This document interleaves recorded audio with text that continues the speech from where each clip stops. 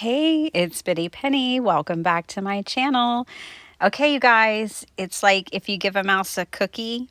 Do y'all know that story? That's how this project came to life. I'm going to share that with you. I made my very first ever flip-flop journal.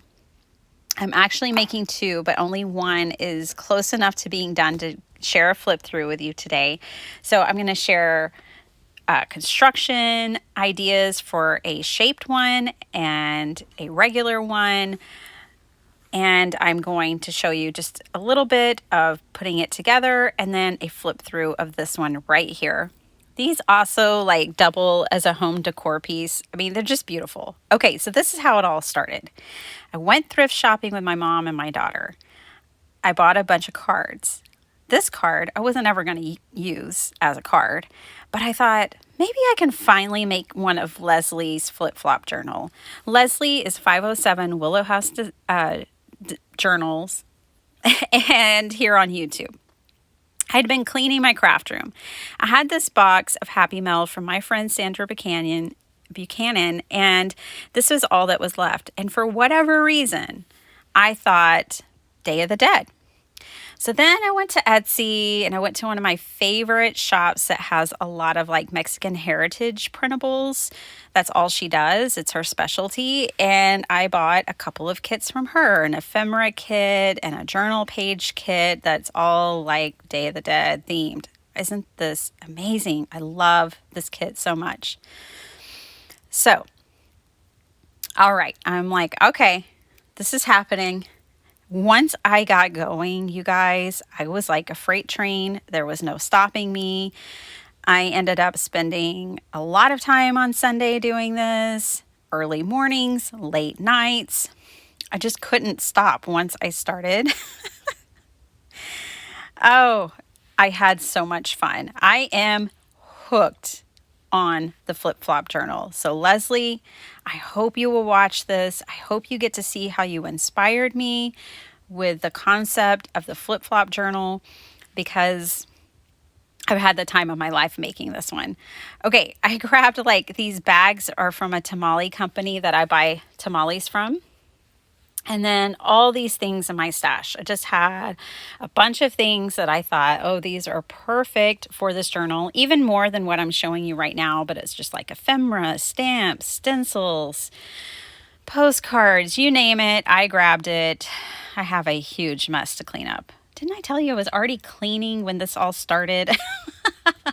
Dangerous.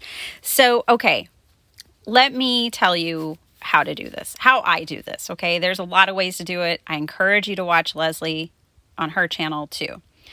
I trimmed a 12 by 12 piece of paper down to 8.5 by 12. Then on the 12-inch side, I scored it at 6. Can't get any easier than that. Keep that scrap that you have left over because you will be using it for decoration on the inside. Again, 12 by 12 sheet of paper. Cut it down to 8.5. Yes. And then on the 12-inch side, score at 6 inches. I use these pretty decent weighted cardstocks, but it wasn't enough for a cover. So then I went back into my stash and I grabbed some more paper and I did the exact same thing again. And I am scoring it every time, just so that when everything's dry and it's time to bend my cover, it won't be difficult to do. So these are the two patterns, which you may think are really kind of bizarre for a journal cover, but not this kind of journal cover. Well, for one, it's the theme I'm working with. I love reds and purples and all of that for these kinds of themes. I took that to my sewing machine and stitched around the edges. Okay, so we're not going to hinge this, although that would be an option, right? I chose something different, a little bit in my mind easier. So I have these two matching covers, right? All I'm going to do is turn them opposite of each other. Now see, I'm showing you from the top view, so this makes sense. I'm going to glue them just like this along these edges, see? You can glue along a couple of edges, 3 edges, and have a pocket if you want. Or if you want to just know that these are really secure, glue all the way. But I'm going to attach these covers just like this in this Z so that I can have a flip-flop journal. What I adore about this journal style is that it becomes like a home decor piece. Like, that is my idea from the get-go with this journal, is that I wanted something that could be displayed while in use. Okay, so I'm going to show you how I also do it with this greeting card. So I'm going to start folding my pages, and some of them, like these lined pages, I just fold it in half. To me, it just makes sense for the design of them. However, I'm trying to break myself from always folding all the paper in half. Like, it's kind of boring for me now. So pages like this, I think, are really interesting when they're folded, you know, differently. Like basically having like a pocket or one longer page and one shorter page. I just find it more interesting. And then you instantly have like built-in pockets inside of your journal, which is really nice. I will tell you, I know a lot of my friends here don't make journals, but they watch anyways. You guys are sweethearts. I'm going to play with this collection and make cards too, just so you know. I can't help myself. I've got to. So I divide these up between 2 books, right? I'm making 2 journals, one for me and one for my sister-in-law. And so that's what I'm doing there with my pattern papers, is dividing them between my 2 journals. Then I'm going to add some tea-dyed paper, of course. And let me show you how I approached this journal. So I don't want to cut this apart, right? This card is actually a really nice weighted card. It's pretty heavy cardstock. So I'm just going to trace and outline this design. And I'm going to cut 6 panels, essentially, that will cover the front and back of this card. I don't want anything remaining from the card other than just the paper and the shape. Everything else can go. So I just sit down and cut all this up, and I'm going to glue this all to that card base. Once I have it glued down, then I'm going to take it to my sewing machine and do one of the most amateur sewing jobs around this heart ever. Now, I love the Sacred Heart. I love the imagery of Sacred Heart, and I even have a Sacred Heart tattoo. So this journal is going to be mine, and this heart shape at the top of these cards, I'm going to turn into a Sacred Heart on every, like, there's, 6 panels? Well, there's 5 because 2 are glued together. But on 5 panels, I'll have 5 different Sacred Hearts, which is going to be so much fun. I'm not done with it yet. It's going to take time. I mean, just getting the first one done took hours of my life, which is fine. I mean, they were fun hours, you know, but I'm going to need time to get mine done.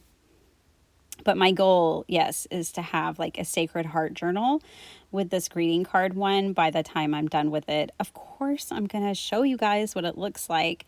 But for this video, I wanted just to give you the concept of construction and to give you the idea of where I'm going with this concept.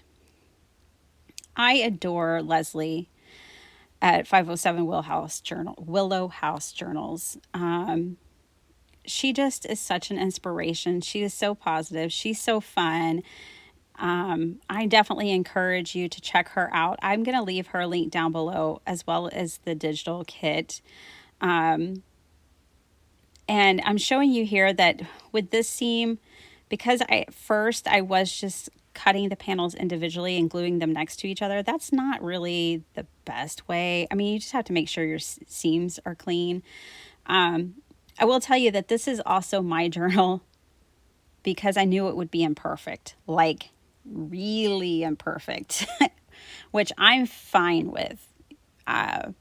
My inner perfectionist has been on hiatus for years now, so I'm good with it. But I wouldn't want to necessarily give it to someone else, although I know it's going to be beautiful when I'm done with it. Still, this one's mine. So you'll see I have to fiddle with it quite a bit, and you might have to as well if you want to make a shaped journal, but it's just what we have to do. You can see like this heart I don't think is symmetrical, at least not by the time I messed around with it.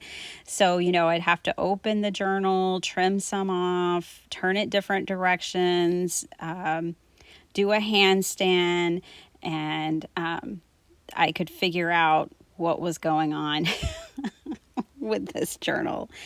But I do love it. I am excited about it because I know that this one, it's going to take extra work, like trimming the pages and doing the things, but it's going to be worth it because in the end, it's going to be something spectacular that I wouldn't have made just without that card being my basis for it. So y'all have seen me put signatures together about 100 times. So I don't think you need to see me doing that part of the process, but I will show you how I shaped these pages and kind of how that went. So I put the signatures in each side of the journal. I make sure that they're really next to the spine where I'm going to sew them in. You want to make sure that they're very tight, that they're exactly where you want them sewn in. And then I just use my razor blade and Dollar Tree cutting mat, which I love. I just love the size of this thing. And patiently, carefully went along and trimmed off all the pages so that they fit within this heart-shaped form. So, at first I wanted to make sure my hearts were all lined up and looking good, which they did, before I shaped my paper. You wouldn't want to do that after. It's too much cutting. So, do make sure that your cover, your foundation is where you want it, and then trim your pages.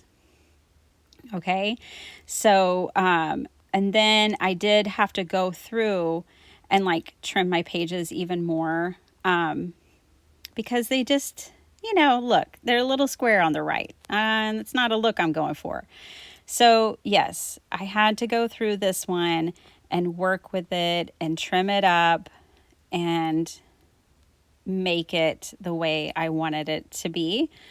But this is just the general idea for you. I will tell you, these Tim Holtz scissors did not make it to the end of this video. They are dead on my desk. Okay, here's the thing. I absolutely love the tonic scissors. I have the red ones. I've had them for years. They're workhorses in my craft room. Then one day I got all spoiled and I bought myself a second pair, this black pair. And they have been coming loose since the day I bought them. Like the screw in them. They've always had a loose screw. Yeah, they're broken. All right. Here's my next tip. Go ahead and secure both of your signatures exactly where you want them and have them nicely secured in place before you start stitching things in. It just makes for things to be easier that I have found. If everything is where it's supposed to be, everyone in their places, and seatbelts on, and then I stitch in. So I'm just doing the standard 3-hole pamphlet stitch. This is nothing new or ground shaking, but it is essential if you want to make this kind of journal, I think. You could maybe make it a flowish journal, but it might get a little crazy. I think sewing it in is a good idea on this one. And, you know, for those of you who haven't done the 3-hole pamphlet stitch, I know it can be intimidating at first, but really it's once you get it, which will take you a couple of times at the most, then that's it. You'll be off to the races. So see, things can get really wonky. I did move my whole signature that I just sewed in. I moved it away before I poke my holes in this one. So I'm getting all my papers straight, making sure everything is exactly where I want it, getting it secured. And then you saw that I moved those pages back. I moved them completely out of the way. And now I'm poking my holes for my second signature. So then I poke those holes. I do the same thing, 3 lengths of waxed thread, and I'm off to the races. You guys, I want to tell you that I did like a 3-hour live with Lynn over LV Handcrafted on her channel last Saturday, and she wanted to learn how to make a junk journal. So we did junk journaling like 101, and we each made a journal in that 3 hours time. I think you can do it. I know you can do it in an hour and a half, but we just have too much fun with each other. So if you want a free class on junk journaling, go watch that video. I think you'll learn a lot. And it was Lynn's first time to ever make one. It was her first ever. And when you see what she made, your mind will be blown by the beginner. Now she is she is a paper crafter. She makes cards and mini albums. So it's not like it's completely foreign territory, but she has never up to that point made a journal before, and she just rocked it. So here we are. We have signatures sewn into place. I'm making sure they're tight, making sure, everything looks good. And then I spend so much time decorating it, which you'll see the finished product. Here it is standing up. It is such an awesome presentation piece, you guys. I just can't even tell you. It was hard to pick a side, but this is the side I'm starting on. So I hand embroidered this little image, and then here's the other side. So these have 2 covers. If you love decorating junk journal covers, make a flip-flop journal. It is so fun. So these are the 2 covers, and then I'm just going to open this up and give you a quick little tour through the journal. So I used all kinds of like ribbon and book pages. I used my stamp. See, that's a printed page, and I didn't print on the back. I used book page on the back. I used 6x6 paper and lots of washi tape, and I made all this ephemera came from that kit, and then I used it to make tags. I love this one. Is that Sophia Loren? Whose body is that? I'm not sure. But what a fantastic kit. I absolutely love it. So I made tags and tucks. Here is that postcard, and I just stitched that little flower embellishment on it.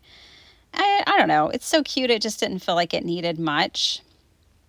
You'll notice that black ruffle is from my autumn butterfly journals. I had some left over. That's the part I actually cut off of them, and I saved it and just used it in this journal with bits and pieces. I stenciled those sugar skulls on there. I stamped. I have my tea-dyed paper.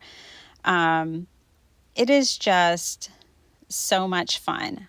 I did a mixture of old book pages and printables, washi tape again with book pages, and those are glued on the back of these printable pages. Lots of pockets with different kinds of ephemera in it. Don't worry, I didn't rip up a Bible. That just came to me in a paper kit, okay? It's okay. Yeah, so that's a pocket. I don't have a tag in there yet. So that's why this journal's, there's still a lot I have to put in here. It's not 100% done, but it's really quite close, so I felt like I could share it with you. I love the skeleton, the artist painting. And then you'll notice those circles tabs on my pages. Those are just when I take my scraps and die cut a bunch of circles. I turned them into page tabs. This is the first thing I've hand embroidered, like, I don't know, since I was like 12. So that was fun, doing that sugar skull. And I just took my scraps, you know, and just kept it really simple with like these are the scraps I cut off of that 12 by 12 paper. And this one I put it like a little pocket, but on the inside is like some journaling, you know, just keeping it simple. This is a gift for my sister-in-law. She loves the Day of the Dead, and one of her children is born on it. So, you know, she is going to love this journal. I just know it. But yeah, see, these are just, those tabs are just circles, just die cut circles. Or if you have a punch, you could use that. I still left plenty of white space. There's tons of journaling space. My idea for these, you guys, is like, because it's a flip-flop journal, I could put things about like my side of the family on one side, and I could put my husband's family members on the other side. And yes, we're all one big family, but they'd each kind of have their own section, because this is like 2 journals in one. And I love that concept. I love the idea of like the dichotomy of it all. And like, I don't know, it just seems so intentional by design. And I love that about it. This is kind of like a two-faced journal. It could be like, you could take this and make it like a fall side and a spring side if those were your 2 favorite seasons, or whatever. Like, it's just such a cool concept to make these flip-flop journals. And I'm telling you, Leslie just crafts her little heart out. So you should definitely see her versions. You will be amazed. She makes a lot of them with junk journal envelopes. So here it is. I mean, it's just so fun. You know, you work through one side. Yay. Okay. Like maybe that's my hubby's side. Then I can flip over and this is the other side. And it's just like a never ending journal of fun. I hope you guys enjoyed this video. I hope you might even give this a try. You will be seeing it more. I will bring back the Sacred Heart one when I have it closer to being done. Thank you for spending your time here with me. Big love to all of you guys, and to Leslie, just to everybody out there. I hope you have a great day. Thank you for spending some of your day here with me on my channel, and I will see you guys next time. Bye.